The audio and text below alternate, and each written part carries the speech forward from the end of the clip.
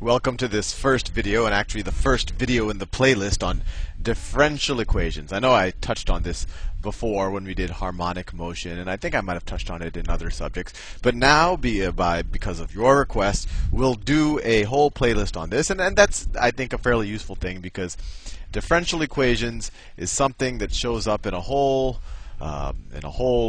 set of different fields. I've been requested by someone who's starting an economics PhD program to do this. I've been requested by some people who are going into physics, some people who are going into engineering. So it's widely applicable area of study. So let's just get started before I keep going off on useless stuff. So the differential equation. So the first question is, what is a differential equation? You know what an equation is. What is a differential equation? Well, a differential equation is an equation that involves an unknown function and its derivative. So what do I mean by that? Well, let's say that I said that y prime plus y is equal to x plus 3. Here the unknown function is y. We could have written it as y of x, or we could have written this as dy dx, the derivative of y with respect to x, plus this unknown function y is equal to x plus 3. We also could have written f prime of x plus f of x is equal to x plus 3. All of these would have been valid ways of writing this exact same differential equation. And what's interesting here, and how this is a departure from what we've learned before about just regular equations. Let me write down a regular equation just to remind you what they look like. So a regular equation, if we had one variable, would look something like this. I don't know, x squared plus, I don't know, the cosine of x is equal to the square root of x. I just made that up. Here the solution is a number, or sometimes it's a set of numbers. Sometimes there's more than one, right? If you have a polynomial, you could have more than one values of x that satisfy this equation. Here, for a differential equation, the solution is a function. Our goal is to figure out what function of x, and here I wrote f of x explicitly, but what function of x explicitly satisfies this relationship or this equation. So let me show you what I mean by that. And I have my differential equations book from college, so I'm going to use that as we go. So let's say that, I'm just writing down, let's see, they have this as a differential equation. Y, and I'm not going to show you necessarily how to solve them just yet, because we have to learn some tricks first, but I think a good place to start is just so you understand what a differential equation is, and so you don't get confused with the traditional equation. So they have this differential, this y prime prime, so the second derivative of y with respect to x plus 2 times the first derivative of y with respect to x minus 3y is equal to 0. And they give us the solutions here, and what they want us to do is show that these are solutions. And I think this is a good place to just at least understand what a differential equation is and what its solution means. So they say y1 of x is equal to e to the minus 3x. So they claim that this is a solution of this differential equation. So let me show to you that this is. Well, what is, if this is y1, what's y? Well, I don't have to, well, let me just write y1. What's y1 prime? What's the derivative of this? Well, just do the chain rule. The derivative of the whole function with respect to this part of it, what we get is just e to the minus 3x.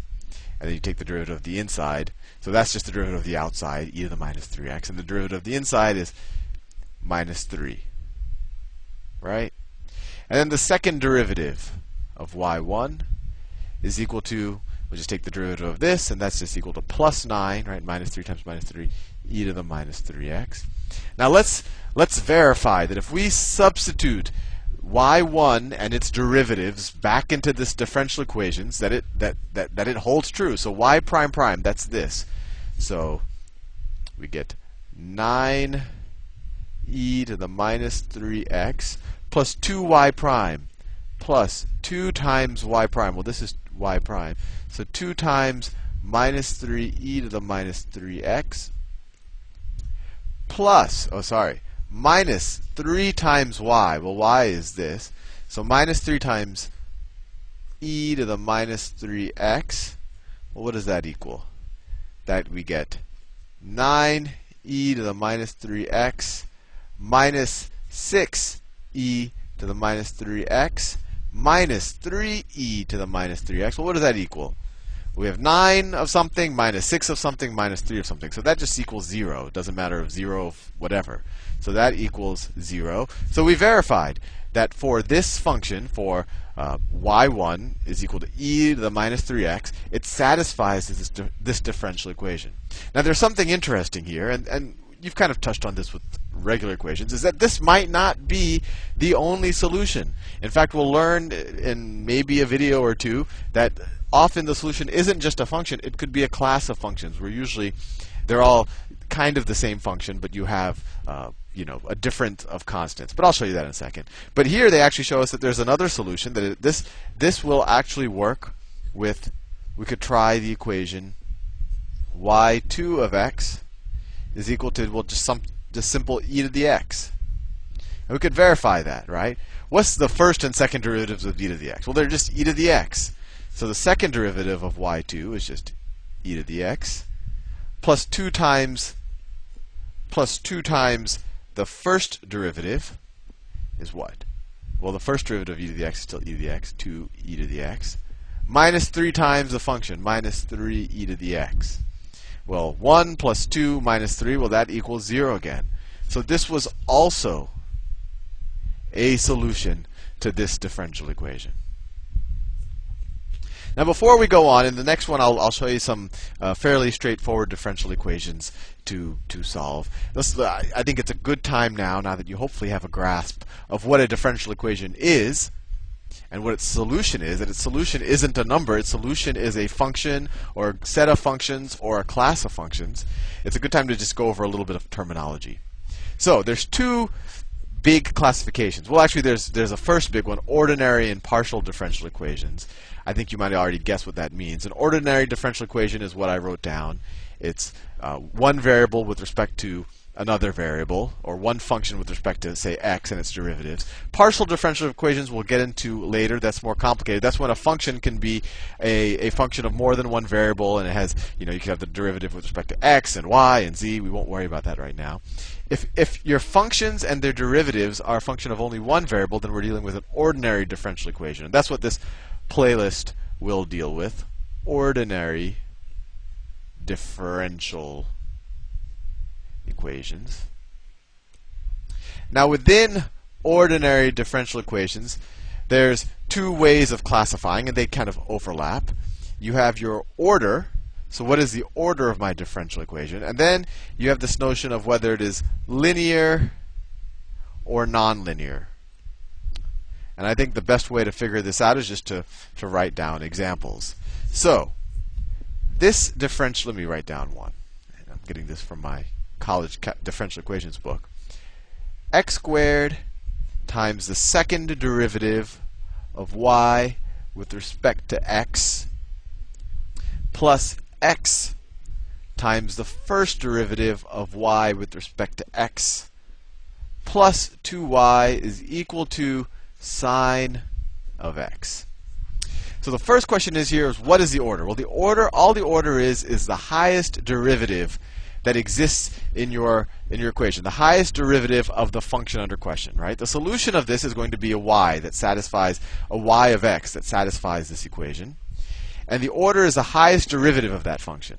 Well, the highest derivative here is the second derivative. So this has order 2.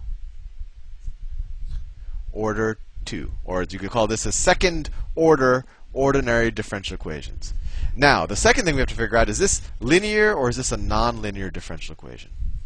So a differential equation is linear if all of the functions and its derivatives are essentially, well, for lack of a better word, linear. What do I mean by that? I mean you don't have a y squared, or you don't have a dy over dx squared, or you don't have a y times the second derivative of y. So this example I just wrote here, this is a second order linear equation because you have the second derivative, the first derivative, and y, but they're not multiplied by the function or the derivatives. Now, if this equation were, if I rewrote it as x squared d the second derivative of y with respect to x squared is equal to sine of x. And let's say I were to square this. Now all of a sudden I have a nonlinear differential equation. This is nonlinear. This is linear. Because I squared, I multiplied the second derivative of y with respect.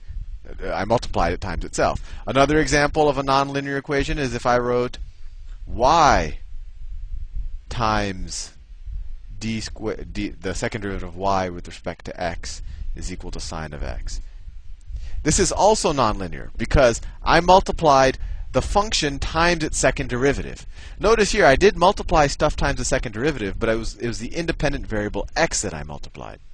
But anyway, I've run out of time, and hopefully that gives you a good, at least, survey of what a differential equation is. In the next video, we'll start actually solving them.